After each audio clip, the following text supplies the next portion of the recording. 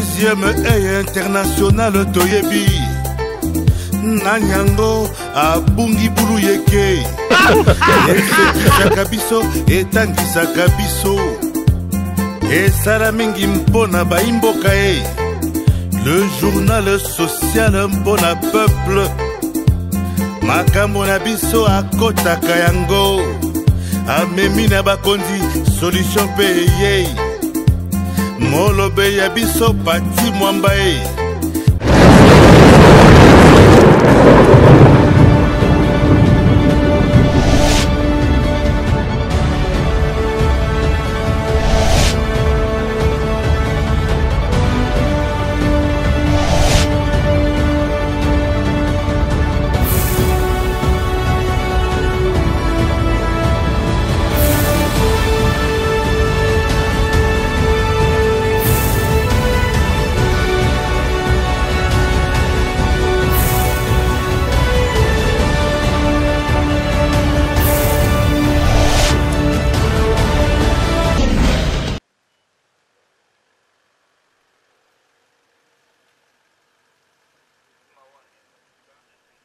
Cela fait 2 ans que Vital Kamerhe n'avait plus franchi la barrière de la cité de l'Union africaine.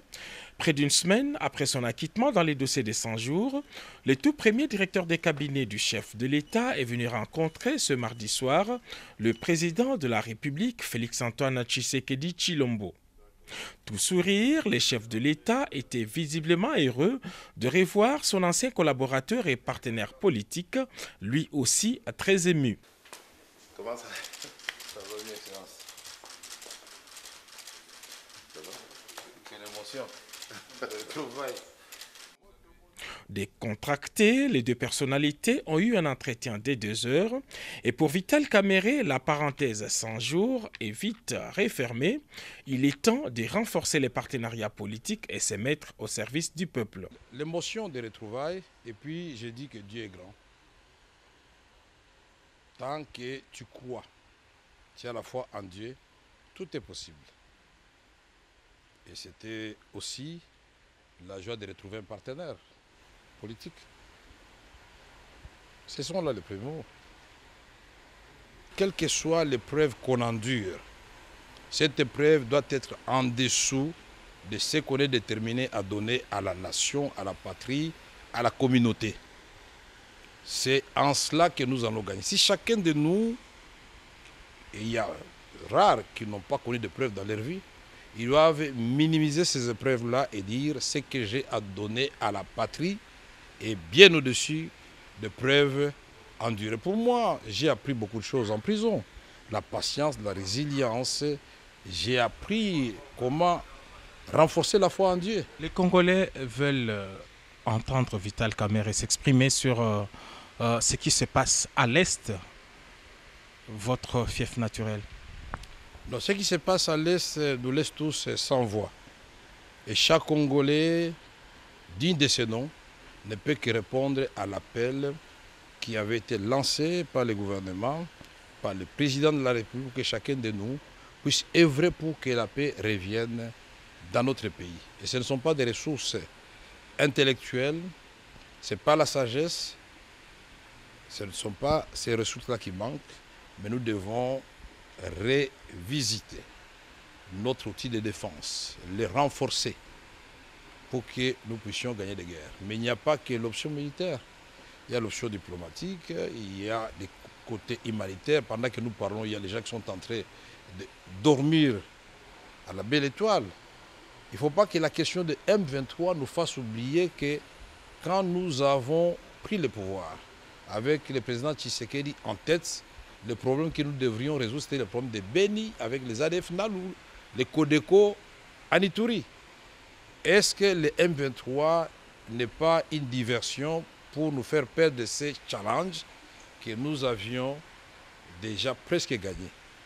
Et c'est dit, pour nous, nous devons mettre cela dans un cadre d'un plan bien étudié, à implanter dans le temps et dans l'espace. Il faut qu'il y ait des délais. Certains vous voient Premier ministre, d'autres vous voient à d'autres fonctions. Vous voyez où dans les prochaines semaines pour faire ce que vous dites aujourd'hui être en mesure de faire? Je me vois comme un citoyen congolais déterminé à aider son pays. Cette sortie médiatique marque la rentrée politique du patron de l'UNC. Dans les prochains jours, VK s'élance déjà dans la bataille pour la conservation et la consolidation du pouvoir sous la bannière de l'Union sacrée de la nation.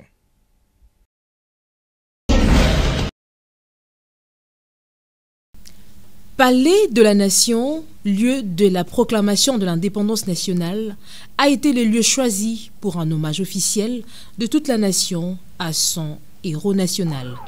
Il est 13h local lorsque le cercueil contenant la relique gardée pendant des décennies de Patrice Emery Lumumba, premier ministre du Congo, entre dans la cour du Palais de la Nation au son grave des tambours et fanfares. Direction la grande salle de congrès.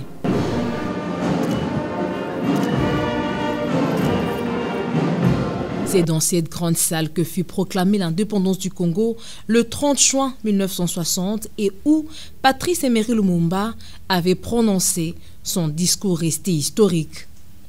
Quelques minutes plus tard, le couple présidentiel, 7 juin aux Congolais et d'autres invités de marque conviés ce mercredi 29 juin au Palais de la Nation pour des hommages officiels à celui qui est considéré comme le héros de l'indépendance de la République démocratique du Congo et dont l'aura a traversé les frontières nationales. 3 temps forts ont marqué cette étape du Palais de la Nation. Le dépôt des gerbes de fleurs et recueillement des différents invités de marque, représentant des chefs d'État d'Afrique du Sud, de la Côte d'Ivoire, du Sénégal, de la Guinée équatoriale et du Royaume de Belgique, sanctionnés par le dépôt de la couronne de fleurs aux couleurs du pays du couple présidentiel de la République démocratique du Congo. Un grand silence, rompu par un fils congolais sous une douce mélodie. Introduisant le deuxième temps fort de la journée, la projection du discours de Patrice Lumumba du 30 juin 1960 dans cette même salle mythique. Avec fierté, la signification. Des acclamations pour clôturer cette séquence d'une dizaine de minutes et pour introduire le troisième et dernier temps fort de l'étape du Palais de la Nation, la cérémonie de la décoration à titre posthume de M. Maurice Polo et Joseph Okito pour les mérites des services rendus à la nation congolaise. Les compagnons d'infortune de Lumumba sont admis à titre posthume à l'ordre national héros national Kabila Lumumba au grade de grand officier. Cette reconnaissance arrive la veille de l'indépendance de la République démocratique du Congo, jour de l'inhumation. Le chef de l'État a remis une médaille de mérite aux représentants de la famille Mpolo et la famille Okito, une façon pour lui d'honorer la mémoire de ses dignes fils. «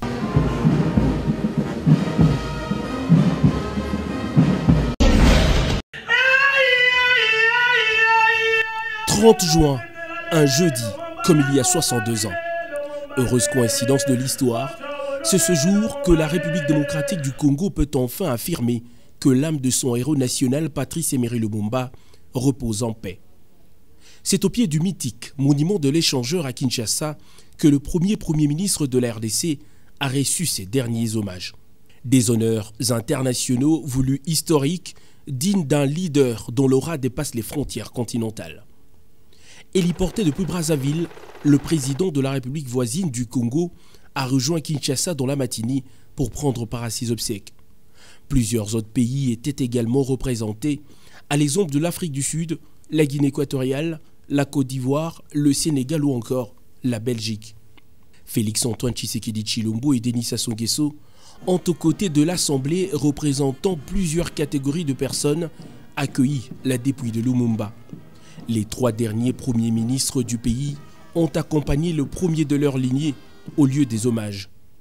La prière écuménique a inspiré les petits-enfants Lumumba qui, au-delà de remerciements adressés au président de la République pour sa volonté politique à ramener Lumumba chez lui, ont mesuré la grandeur de la tâche léguée aux générations actuelles et futures par le héros. Le peuple congolais a su démontrer que l'aura de Patrice Emery Lumumba a été, demeure et continuera d'incarner un esprit qui rassemble au-delà des groupes ethniques. Un esprit qui qui rassemble au-delà des appartenances politiques. Plus de 60 ans après, je te réponds enfin pour te dire que ton retour à la maison, les honneurs que tu reçois ici, sont une page de l'histoire que tu continues d'écrire. Pour le chef de l'État Félix-Antoine Tshisekedi Tshilombo, le Congo, son pays, a enfin honoré, comme il se doit, sa source d'inspiration citoyenne. Cher héros national, c'était dans la nuit du 27 novembre 1960 que vous aviez quitté Kinshasa, alors Léopoldville, dans l'anonymat le plus total. Vous voilà de retour, 61 ans après, sous le doux soleil du 30 juin, jour sacré de notre libération du joug colonial. Votre action politique était loin d'être une révolution, car vos convictions morales vous interdisaient de recourir à la violence.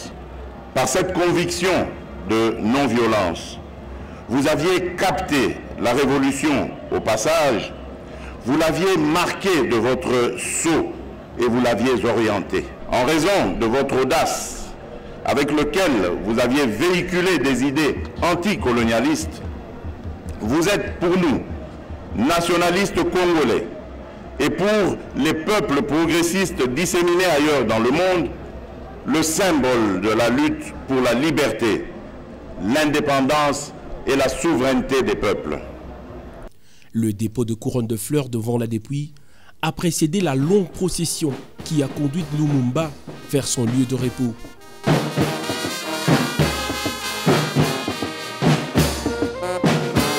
Par le premier de l'heure, les deux Congos voisins comme l'Afrique ont honoré Lumumba Patrice Emery qui a été inhumé dans la stricte intimité familiale. Le charme d'un voyage, c'est le retour, dit-on. Lumumba, tragiquement arraché à l'amour de ses compatriotes avec une âme conservée très longtemps hors de son territoire. Et finalement, de retour chez lui, il a fallu donc une volonté politique très engagée pour que la République démocratique du Congo retrouve l'âme de son fils, son héros.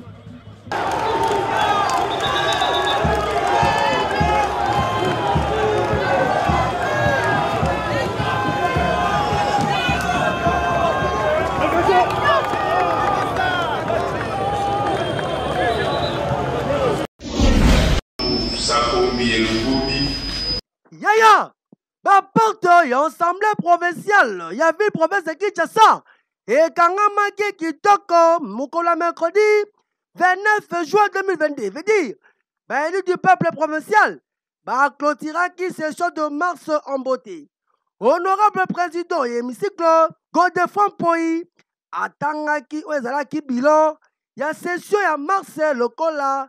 Makamwa kitoko basali bavotaki différents et dit oyo lobaki bamoteli mibembe secteur agricole pe makambo misusu pe commission à jumelage entre makambo sala makana APK na ba province misusu ezalaki kitoko bapresentaki yango pe makambo ndenge na ndenge kasi président ya assemblée provinciale aexhortaki élu du peuple ndenge bakei vacances oyo bakanga maboko te kasi bazonga ba base na bango pour ba palper ba réalité pour ba koka koya ko exposer yango tangu ba kozonga na session à septembre bo kanenge kekeli du peuple basalaki communication. En tout cas réaction à discours présent dit mouvement za clair OK mutumote auto ko dire donc biso to travailler et puis façon de travailler on est à l'obéli on a polélé na sembo nyonso et ici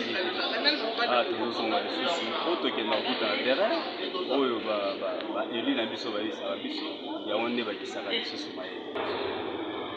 Il y a un arrêté en fait un arrêté interministériel qui fixe la nomenclature des infractions et le montant des amendes.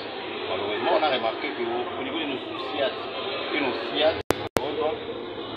chaque capitaine ou chaque commandant fait comme on le semble. Et c'est la population qui en parle.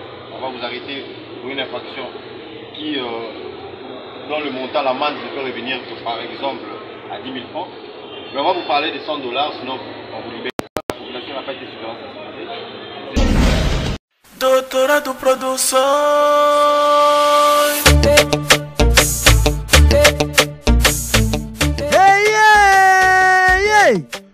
Papa, maman, c'est fini. Comme tout sama. Pour l'anniversaire, il y a pas un abino. Désormais, na $70 il y a pas ma. Maison Thames. Et tiens, l'exposition d'abino, j'ai un château gonflable. Une fois, au Bengi Bango, Bakoya Inde, pour installer l'abino de Mandaku, Pebana, Basakani, Fetchegi Kitoko. Tala, Noko, Basuki Kakawanete, la maison Thames, Basali, l'équipement, Peba service, Yele, le cola, structure gonflable, trampoline, animation des jeux organisés, maquillage, mascotte, personnage préféré, dessin animé pour la bana, baby foot, babillard, Peba service, Nenge, Kasi, pour profiter, offre de service de son, et Sengeli que fout déjà, bien avant, bon avancer la yo, réservation, réduction, il y a moins de 20%. Basou qui te wanate, awa, na maison Thames, Bazali Pay, Kolwese, équipement, pour le divertissement, il y a Bana, la maison Thames, Bazali Koyamba, ma particulier, ma société, pour le savourer, papa maman et la vie. Pour qu'on soit, maison Thames, Moussika de Awa, l'avenue Cheumba, numéro 6106, en face et entrée, et lycée d'Ortel Cheumba, la commune à Gombe. Bazali Pe, la ville de Lumbashi, la Kolwezi, Pe Manyama, Topé, Bon Père Bokaka, le reste à l'affiché, l'école à Bino. Ah, Times, le divertissement est à votre portée. Pose la idée, hein. Ah, merci! Yabouine, bana nyoso baza kuringa. À la pochette.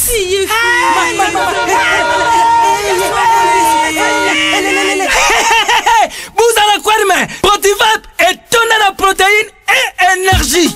Ah, papa, merci pour les Protivap. Pour les enfants. Eh, Bino, bote la baonine. Bote ma bote la Bino. Bama kanta bamba bonga. Bona bana na yo bakuma rukura bana oyo. Faut laisser kabango. Poto Protivap. Et ça, pota te.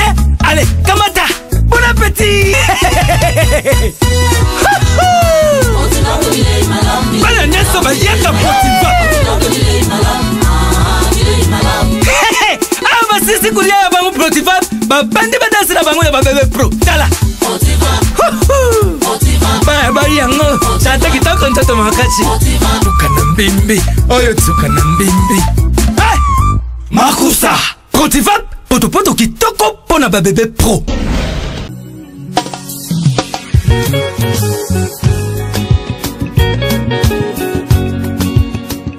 Agence de voyage Innovation Travel, il y a les DG valables grâce Ilunga. Après avoir couru à Schengen, à Memeli Binopana Matadi, concours de bourse d'études internationales, Oyo et Kosalema, dimanche le 31 juillet, frais de participation et Zana $5, Yapamba. Nokonangai, Osa étudiant finaliste Tossi Sakala, dans la pays Oyo, Okokiko Kenekotanga na facilité. Et Zali la Turquie, Tunisie, Chypre, France, Biélorussie, Canada, Acheli Binowana, ceux qui ont gagné, Osa Mobimba, Otuningai, Bisika Oyo, concours de bourse d'études de Kosalema, et Kosalema, na salle de fête de Victoria, na avenue Bilaumba, numéro 5, na quartier Kikanda, na commune Matadi, Topé, référence Zali Sotrako, na Congo central, Otuninga ipe biro na bango, ezali musika te, ezali na route Kikanda, numéro 1290, na quartier ville, base derrière immeuble métropole, non loin, Yassafricom, à diagonale na pharmacie Promet, Osa Mobimba. Tobengi bino nyonso boya bokozwa service ya qualité supérieure. Chez Innovation Travel, les savoirs ne mentent pas. Tobengi bino et pas na biso na Innovation Travel. Tout ça na visa ya États-Unis, ya Canada, ba visa territorial. Tobengi bino ebele boya na Innovation Travel. Les savoirs ne mentent pas. Kande tolobaka. Tobombeli bino ba visa Schengen, ba visa tourisme, ba visa ya soins médicaux. Na $500 kaka ozui visa na facilement. Très chers finalistes, Bisso Innovation Travel, Toeli Bino Promotion Yassika. Promotion Ango Iso Banda partira le 20 juillet. Donc, Tobengi Ango, j'ai eu mon bac, je m'envole chez Innovation Travel. Déjà, Tobengi ba finaliste Nyonso.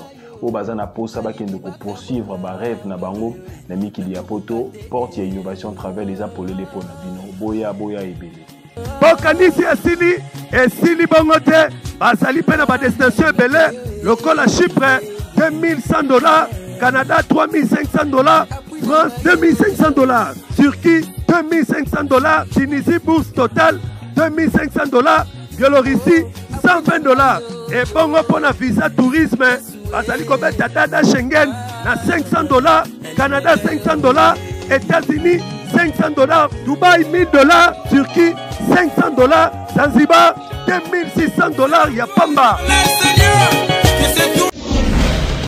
Ndeko ya Congo tango bandeko espace Grand Équateur bayokaki ntango ke Vital Kamerhe lwaka ningini moko ezanga na 99 komasa azalaki akite batondisamaki na esengo na ndenge ya kosakana te okitala mbandaka basankusu lisala gemena ambiance ezalaki bato nyonso kosepela feti ya kosakana te po na koyoka lisolo ya kitma na ye pe bango balobaki ke bazali toujours sima ya mwana mboka Jean-Pierre Bemanga oyo azali secrétaire général adjoint ya UNC na espace Grand Équateur. Bana ya Union Sacrée, bana ya Papa Vital Kamerhe na Patibe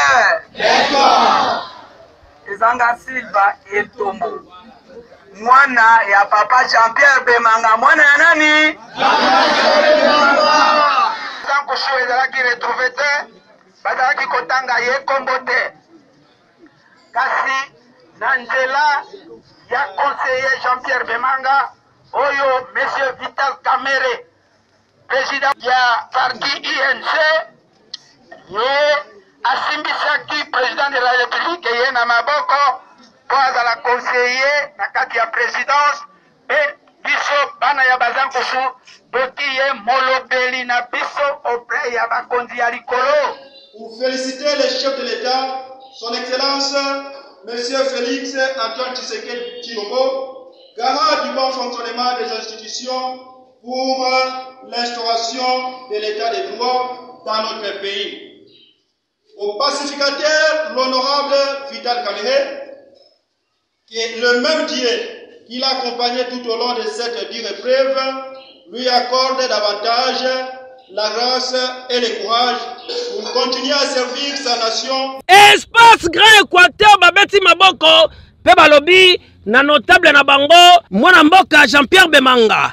En tout cas, batondisamaki na esengo pe bayebisi eke bakozala wana mpona kosoutenir toujours mwana mboka Vital Kamerhe lwaka ningini pe lisusu batondisamaki na esengo ya koremercier chef de l'État Félix Antoine Tshisekedi Tshilombo pona ndenge azongisi liberté na justice basali mosana bango na toute impartialité pe na liberté totale ndenge lelo bauti kwa kite Vital Kamerhe sima ya kotiala masolo ndenge elekalaki.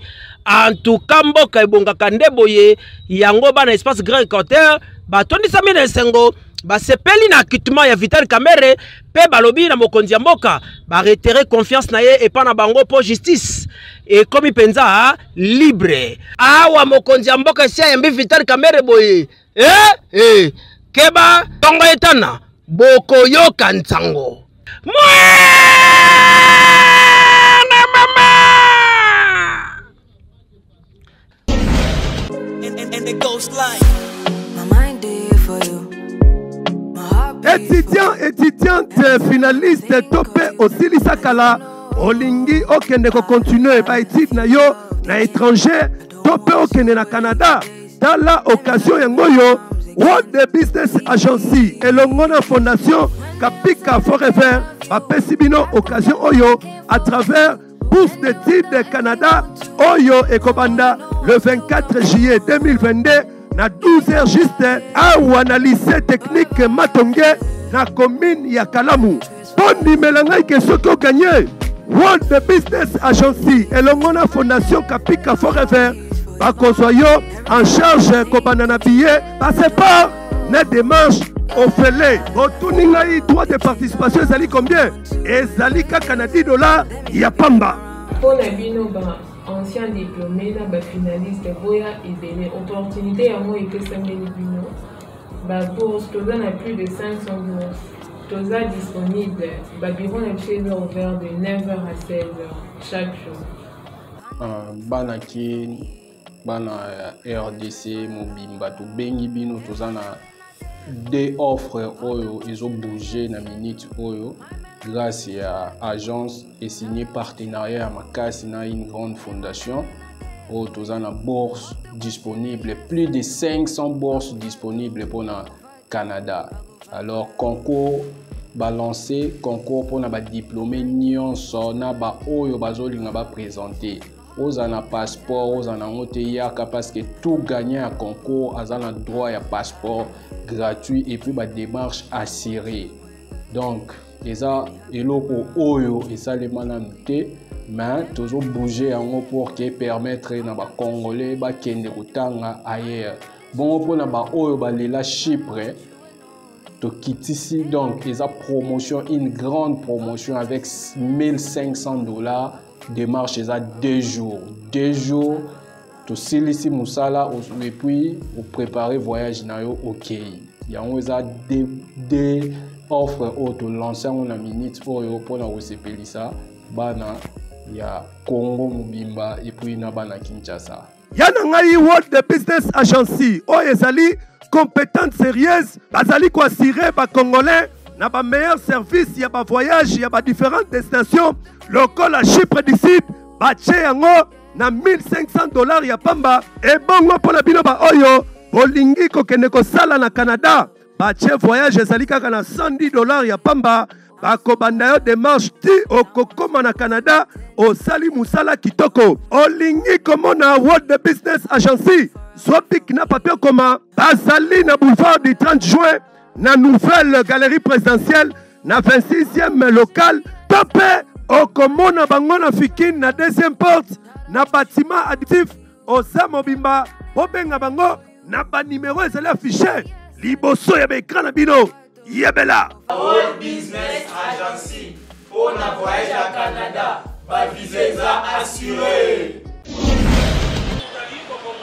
esalemaki awa na Petro Congo na mobange na réunion oyo IFORD oyo ezali Union des fondateurs des orphelinats et des rockmen pour le développement oyo ekambamaka epai ya président Aro Kutesa fondateur ya orphelinat Cri des orphelins et bongo deuxième personnalité Longo Michel Oyope azali président ya orphelinat les innocents et bongo Moba Wabishima Oyope azali président orphelinat les rochers nyonso ebandaki na discours ya Aro Kutesa pe balekaki na kotanga stati pona kolakisa ndenge nini bakoki kokumbela IFORD pe ba question réponse tunamaki balekaki na ko répondre kitoko ba président ya ba orphelinat nyonso pe ba rockmen boyoka na suka na nyonso ndenge ba communiquaki boye nabengami na kombo ya Aaron Kutesa Sinai nazali fondateur ya Cri des orphelins fondateur aussi ya plateforme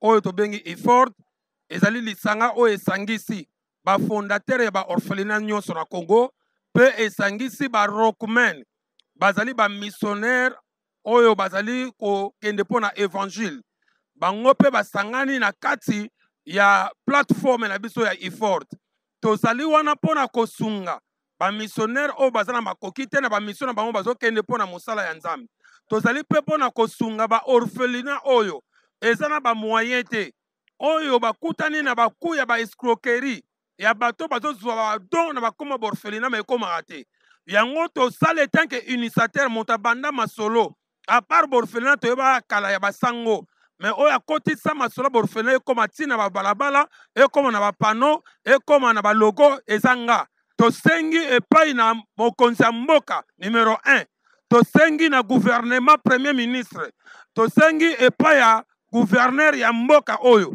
tosengi epai ya ba général Kasongo vraiment bosunga biso parce que tokotia bato na balabala pona kolongola bantu valeur o tozomona bato baotambola na bana kotambola na bana na balabala na bawenze mpe partout biso IFORD tona na besoin tozongisa valeur ya mosala ya orphelinat ndenge bayebelaka yango moto ana posa kosunga akosunga esika borphelin bazali mpe esika orphelinat ya solo ezali oza na posa kosunga luka IFORD benga IFORD nde okozwa ba orphelinat ya bien po yo osunga tobengisi bandeko oyo bazaka na motema mawa ya kosunga ba orphelin. IFORD esangisi ba orphelina nyonso ya Congo. Badona bino soke komi na IFORD. Ndimela biso ba orphelina nyonso ya Congo bako beneficie na yango. Kokende gauche à droite te. Yaka na IFORD, yaka ko solliciter biso. Merci IFORD. Eza na poste ya batu. Tisiko porte za ouverte. Na batu nyonso o baza na posa ya ko s'intégrer na kati ya IFORD. Et puis bit ya IFORD eza pona robuka bantivale na marambu ebele. Eza na badom sozo taliban na mboka e komaka na ba orphelinati. Et soki ka bongo. Alors biso na IFORD di to na possibilité ya kozwa ngo pe kokomisa yango. Noko na ngai IFORD oyo ezali mopepa sike ye keba kokota autoroute na pusu tempo awa ne organisation baye kosangisa ba orphelin nyonso ya RDC oza partenaire oza na poto tope na RDC yaka kotia bango po awa soki opesi biloko na yo bakodispatcha ngo tope bakokabola yango na orphelin moko po bana balia bamela ebongo yo muto ozali na orphelina nanu omikomisi te tangu yango yo yaka komikomisa okota na IFORD po awa avec président Ron nyonso eza pepele organisation evanda yebela.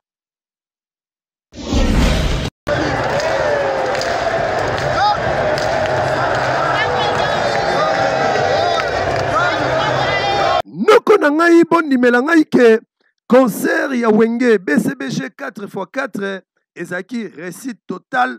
Bondimela ngai ke ba fan ya wenge ba répondaki massivement kaka ne bozali komona martyr ezali na place ya 85 000 places mais et débordaki na 140 000 places et refoulé batou, c'est-à-dire wenge elamukaki na ndenge ya masekite pour concert oyo ezalaki pour na cadre ya réconciliation pe ko soutenir ba FARDC na front kaka ndenge boyebi pays na biso ezali agressé na Rwanda. Ba fan ya BCBG bayaki plein ambiance kaka ndenge bozali komona bilili bazali kobina noko na ngai bondimela ngai ke ebongo tangu ba leader ya wenge muzika 4x4 bakotaki président Jibem Piana Mukulumpa et Werason le roi de la forêt bakotaki botala ambiance ezali na kata stade batuko yemba boyo kabino moko population na esengo wana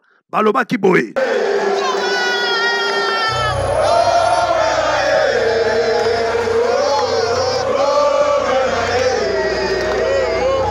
Ebenge basangisi bango lisusu lelo nazali nasonga makasi bana toza na kata sale marti lelo ezali le 30 juin moment la fête d'indépendance avec wenge musika au grand complet donc Werason Jibem Piana na baninga na bango nyonso donc eza eleki ya mabe mise en place ya dans le stade de Marty ezala te Marty epeli moto avec Jibem Piana et Werason le roi de la forêt donc on a bomona te bana Paris concert à lelo la mise en jour se pose quand balobaka ke wenge musique pe chute CBG 4x4 tout terrain donc na kolobela toza te noko na ngai concert oyo ezalaki nyata muninga senga pardon po ba fan ya wenge musika 4x4 BCBG bazalaki décider ya koya ko soutenir orchestre na bango po na bilobaloba oyo lobamaki ke mvula ekobeta e bongo sikoyo toyebi te bako changer sous maloba ndenge nini po concert oyo esimbi kitoko makasi malgré deuxième international bulu eke ezalaki na accréditation te mais Pati Mwambale déjà valable azalaki na terrain pour la kolakisa bino ata extrait ya bilenge ya wenge yebela. Jamais dans la banda ko repik bolinga kanini bulu yake awa tutule bino nini bulanda.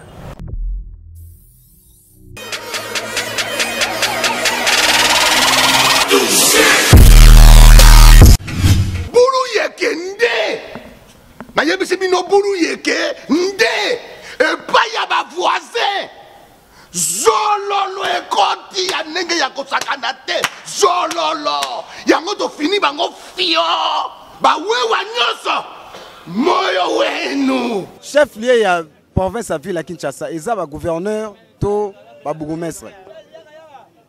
Eza ba gouverneur. Le bi? Gouverneur. Yango ba bengi? Chef ya chef lié ya ville à Kinshasa. Gouverneur.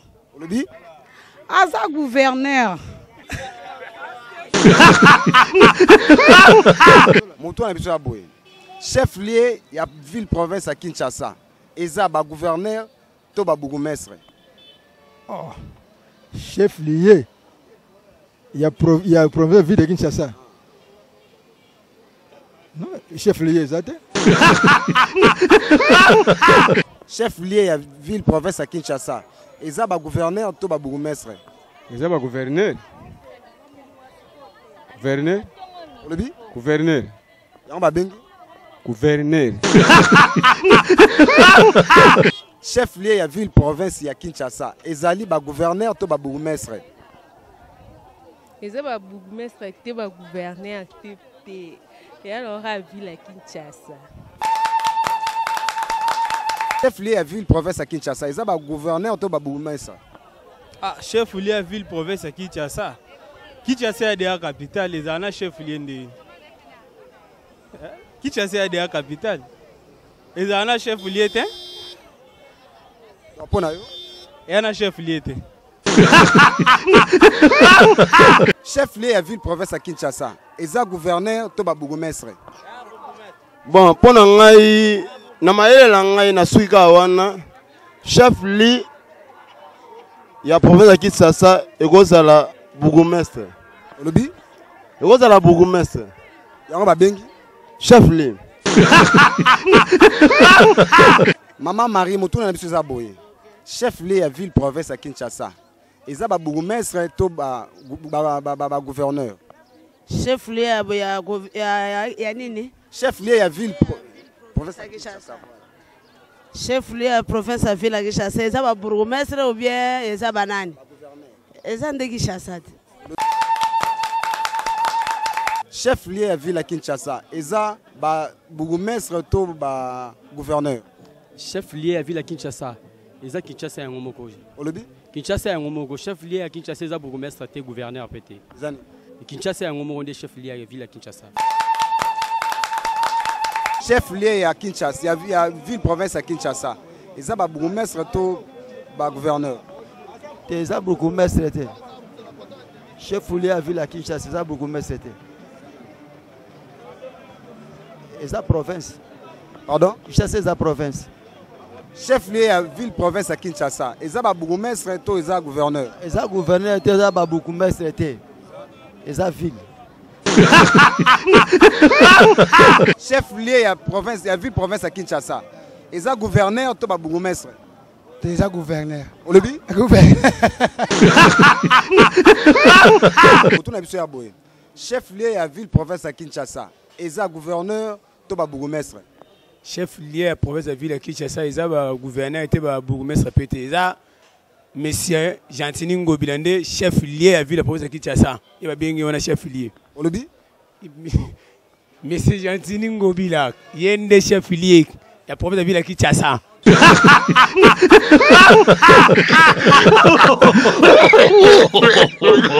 Boseki bokeba panzi bwana sepo bulu yeke kangaki bande kulandenga ko sakala te kaso sakabino bana magazine deuxième être soit bulu ke boseka boka mata toujours ba kaya ba sepo pour ko ba réponse malambo e bako chef lié à vie professeur Kinshasa na ngo bourgmestre ba gouverneur te chef lié ya vie professeur Kinshasa ka Kinshasa na banzi boka yebo bosa ngo suste boko ko comme na suka la présentation magazine deuxième être soit bulu yeke to zobela mkolo oyo voiture ça monter ya belaton je me sais pas ça merci mingi la galore bena boté Michel ba compte 520 giga ka de sabino de je jamais pas voisin zo ko tenenga ko sala ta na fini bango fion ba wa nyoso bana mombele maître Terzan Just Naduni moi nous sommes la bien parti on a question Tolek